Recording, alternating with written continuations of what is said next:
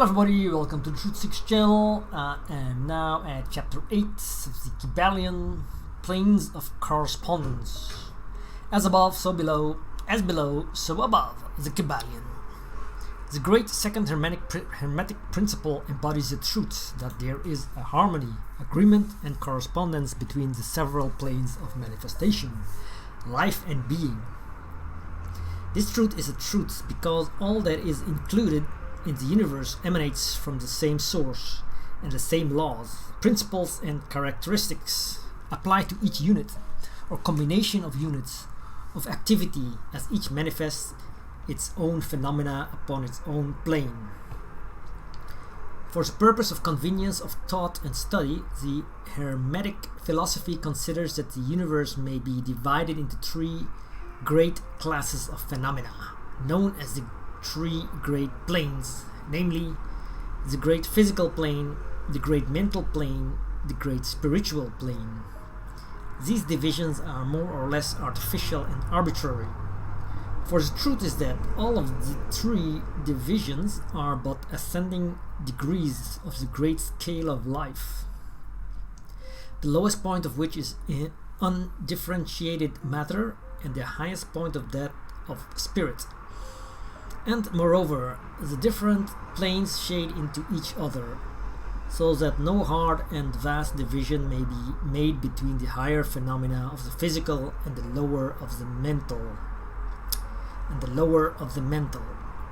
or between the higher of the mental and the lower of the physical.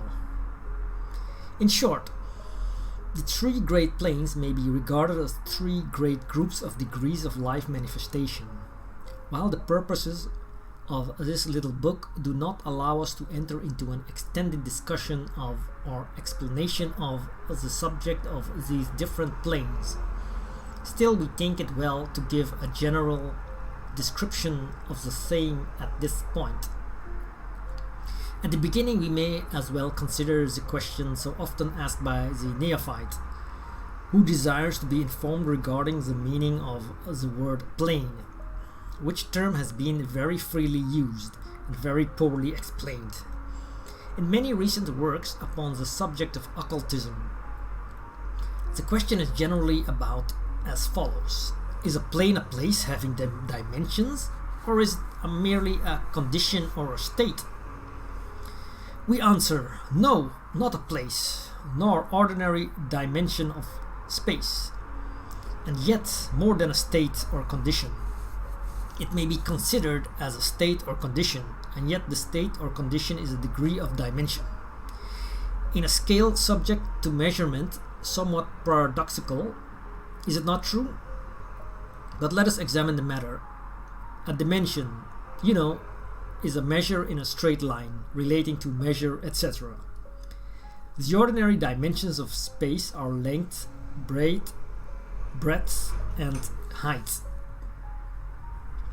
Or perhaps length, breadth, height, thickness, or circumference.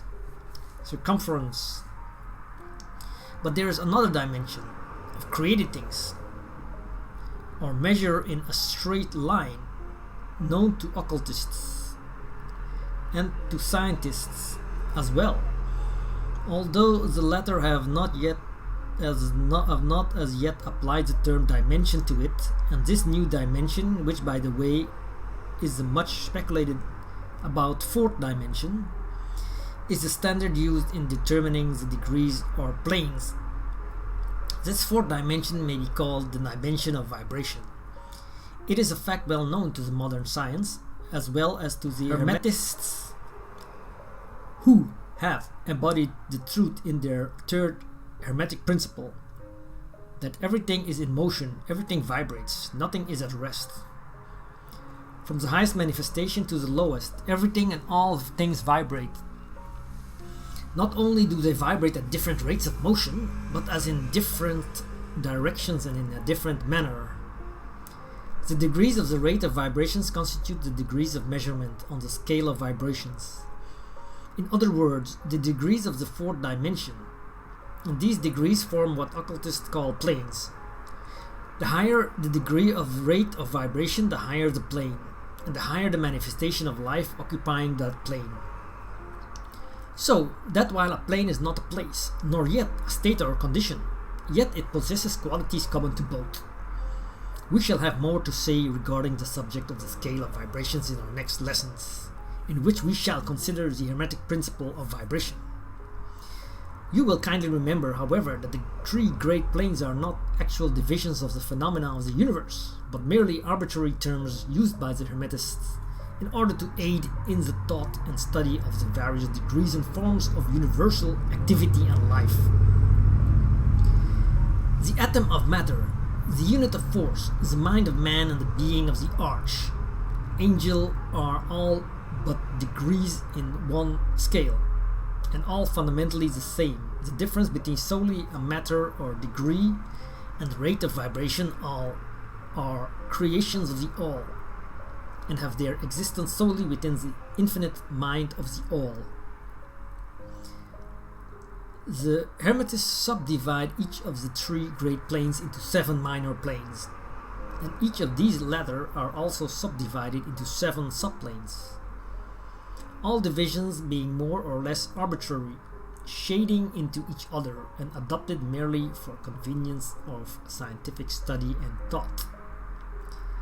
The great physical plane and its 7 minor planes is that division of the phenomena of the universe which includes all that relates to physics, or material things, forces and manifestations. It includes all forms of that which we call matter, and all forms of that which we call energy or force. But you must remember that the Hermetic philosophy does not recognize matter as a thing in itself, or as having separate existence even in the mind of the all. The teachings are that the matter is but a form of energy, that is, energy at a low rate of vibrations of a certain kind. And accordingly, the Hermetists classify matter under the head of energy, and give to it 3 of the 7 minor planes of the great physical plane. These 7 minor physical planes are as follows: the plane of matter A, the plane of matter B, the plane of matter C, the plane of ethereal substance, the plane of energy A, the plane of energy B, and the plane of energy C. The plane of matter A comprises the forms of matter in its form of solids, liquids, and gases as generally recognized by the textbooks and physics. The plane of matter B comprises certain higher and more subtle forms of matter of the existence of which modern science is but now recognizing. The phenomena of radiant matter in its phases of radium, etc., belonging to the lower subdivision of this minor plane. The plane of matter C comprises forms of the most subtle and tenuous matter, the existence of which is not suspected by ordinary scientists. The plane of ethereal substance comprises that which science speaks of as the ether, a substance of extreme tenuity and elasticity, pervading all universal space and acting as a medium for the transmission of waves of energy, such as light, heat, electricity, etc. This ethereal substance forms a connecting link between matter, so-called, and energy, and partakes of the nature of each. The Hermetic teachings, however, instruct that this plane has 7 subdivisions, as have all of the minor planes, and that in fact there are 7 ethers instead of but 1.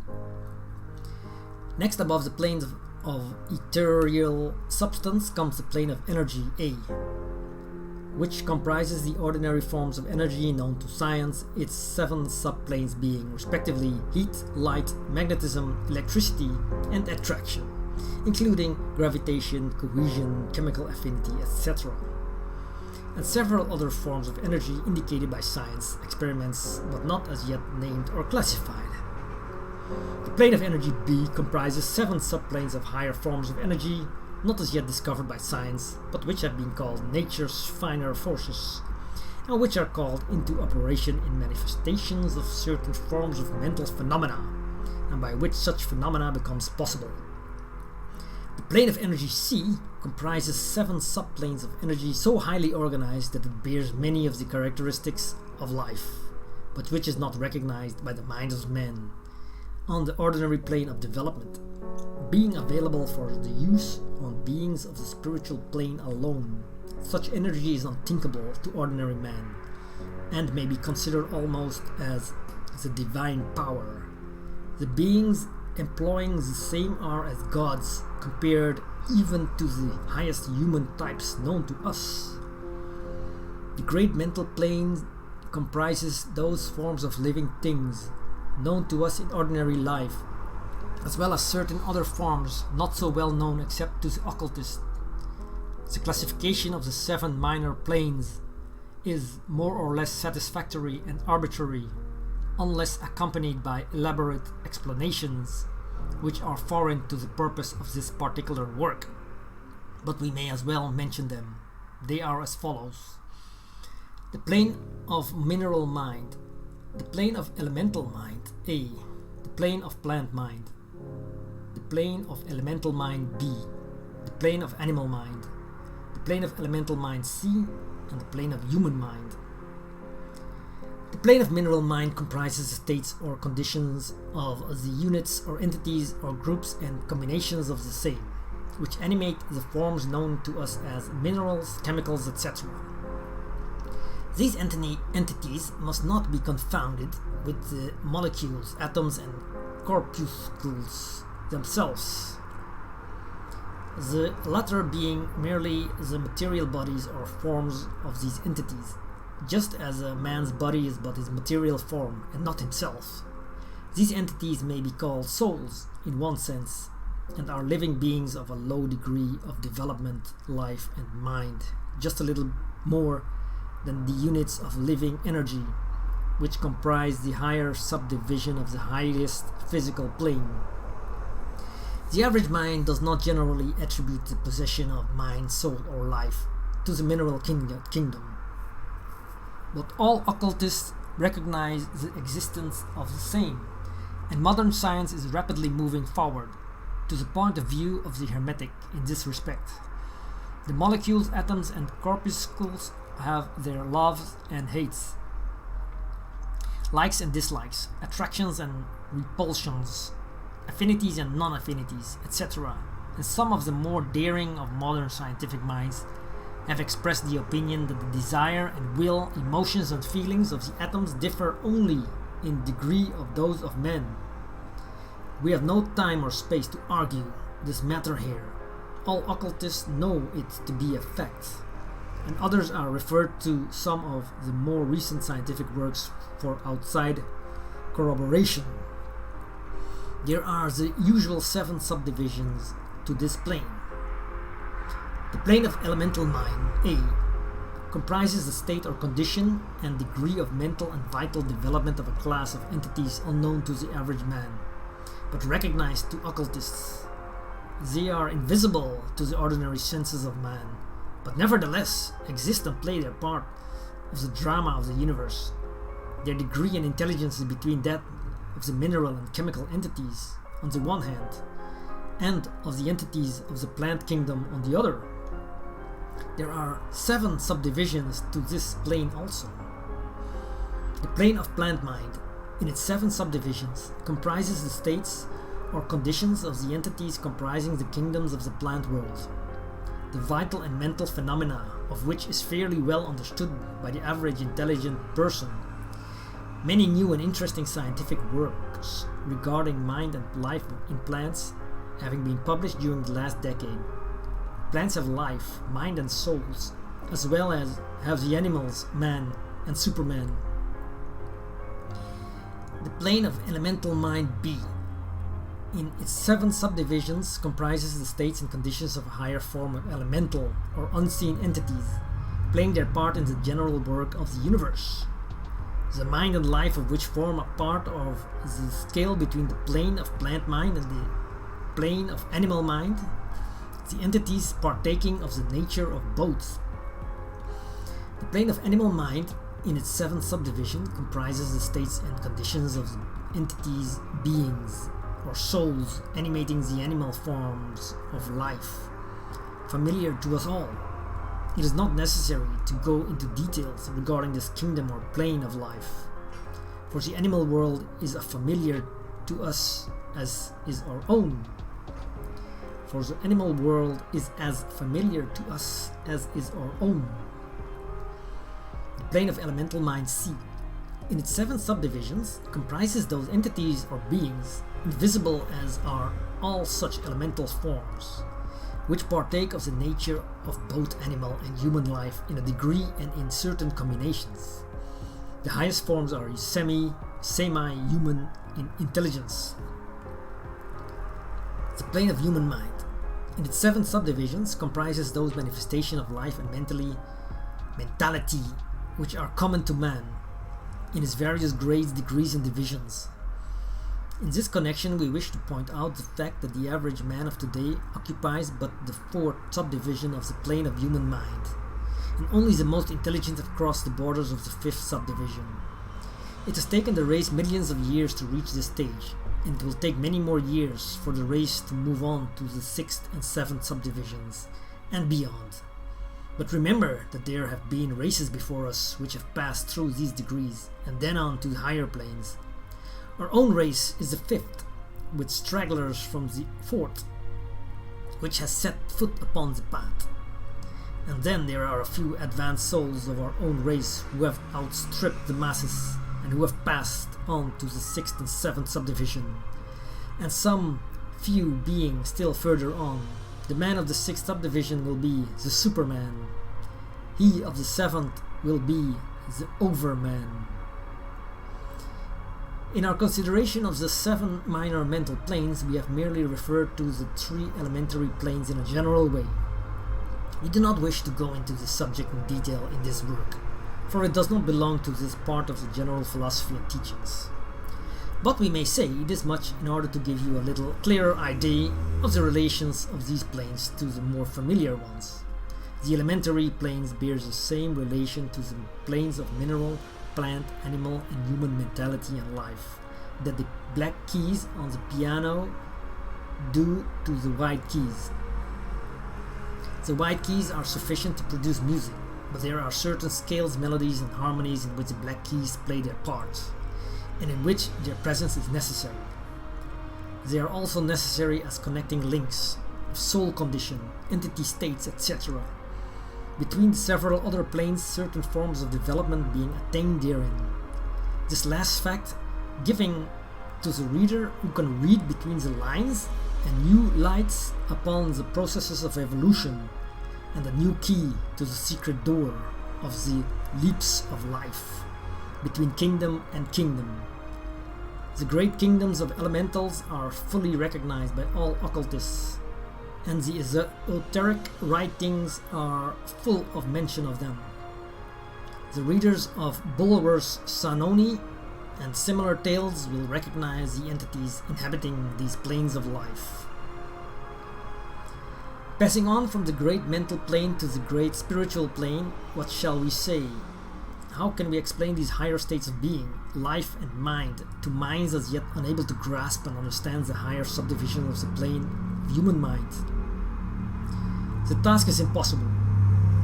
We can speak only in the most general terms. How may light be described to a man born blind? How sugar to a man who has never tasted anything sweet? How harmony to one born deaf? All that we can say is that the 7 minor planes of the great spiritual plane, each minor plane having its 7 subdivisions, comprise beings possessing life, mind and form as far above that of man of today as the latter is above the earthworm, mineral, or even certain forms of energy or matter. The life of these beings so far transcends ours that we cannot even think of the details of the same. Their minds so far transcend ours that to them we scarcely seem to think, and our mental processes seem almost akin to material processes. The matter of which their forms are composed is of the highest planes of matter. Nay, some are even said to be clothed in pure energy. What may be said of such beings? On the 7 minor planes of the great spiritual plane exist beings of whom we may speak as angels, archangels, demigods. On the lower minor planes dwell those great souls whom we call masters and adepts. Above them come the great hierarchies of the angelic hosts, unthinkable to man. And above those come those who may without irreverence be called the gods. So high in the scale of being are they, their being, intelligence and power being akin to those attributed by the races of men to their conceptions of deity. These beings are beyond even the highest flights of the human imagination. The word divine being the only one applicable to them. Many of these beings, as well as the angelic host, take the greatest interest in the affairs of the universe and play an important part in its affairs. These unseen divinities and angelic helpers extend their influence freely and powerfully. In the process of evolution and cosmic progress, their occasional intervention and assistance in human affairs have led to the many legends, beliefs, religions, and traditions of the race, past and present. They have superimposed their knowledge and power upon the world, again and again, all under the law of the all, of course. But yet, even the highest of these advanced beings exist merely as creations of and in the mind of the all, and are subject to the cosmic processes and universal laws. They are still mortal.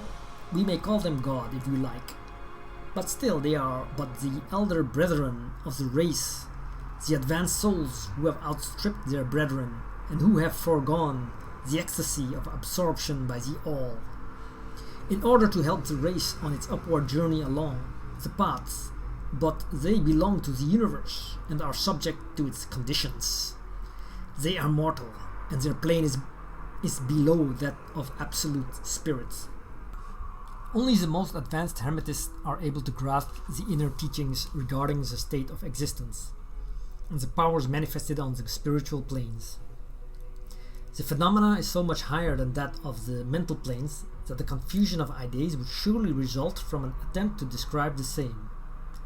Only those whose mind have been carefully trained along the lines of the Hermetic philosophy for years, yes, those who have brought with them from other incarnations the knowledge acquired previously, can comprehend just what is meant by the teaching regarding the spiritual planes. And much of these inner teachings is held by the Hermetists as being too sacred, important, and even dangerous for general public dissemination. The intelligent student may recognize what we mean by this when we state that the meaning of spirits, as used by the Hermetists, is akin to living power, animated force, inner essence, essence of life, etc., which meaning must not be confounded with that usually and commonly employed in connection with the term, for example, religious, ecclesiastical, spiritual, ethereal, holy, etc., etc. To occultists, the word spirit is used in the sense of the animating principle, carrying with it the idea of power, living energy, mystic force, etc. And occultists know that that which is known to them as spiritual power may be employed for evil as well as good ends, in accordance with the principle of polarity, a fact which has been recognized by the majority of religions in their conceptions of Satan, Beelzebub, the devil, Lucifer, fallen angels, etc. And so the knowledge regarding these planes has been kept in the Holy of Holies, in all esoteric fraternities and occult orders, in the secret chamber of the temple. But this may be said here, that those who have attained high spiritual powers and have misused them have a terrible fate in store for them, and the swing of the pendulum of rhythm will inevitably swing them back to the furthest extreme of material existence, from which point they must retrace their steps spiritual along the weary rounds of the path, but always with the added torture of having always with them a lingering memory of the heights from which they fell owing to their evil actions. The legends of the fallen angels have a basis in actual facts, as all advanced occultists know. The striving for selfish power on the spiritual planes inevitably results in the selfish soul losing its spiritual balance and falling back as far as it had previously risen. But to even such a soul, the opportunity of a return is given, and such souls make the return journey, paying the terrible penalty according to the invariable law. In conclusion, we would again remind you that according to the principle of correspondence, which embodies the truths as above so below, as below so above, all of the 7 Hermetic Principles are in full operation on all of the many planes, physical, mental, and spiritual. The principle of mental substance, of course, applies to all the planes, for all are held in the mind of the all. The principle of correspondence manifests in all, for there is a correspondence, harmony, and agreement between the several planes. The principle of vibration manifests on all planes. In fact, the very differences that go to make the planes arise from vibration, as we have explained. The principle of polarity manifests on each plane, the extremes of the poles being apparently opposite and contradictory. The principle of rhythm manifests on each plane, the movement of the phenomena having its ebb and flow, rise and flow, incoming and outgoing. The principle of cause and effect manifests on each plane, every effect having its cause, and every cause having its effect. The principle of gender manifests on each plane, the creative energy being always manifest, and operating along the lines of its masculine and feminine aspects. As above, so below, as below, so above. This centuries-old Hermetic axiom embodies one of the great principles of the universal phenomena. As we proceed with our consideration of the remaining principles, we will see even more clearly the truth of the universal nature of this great principle of correspondence. Well, thank you for watching this chapter. I will continue with chapter 9, vibration, in the next video. See you next time.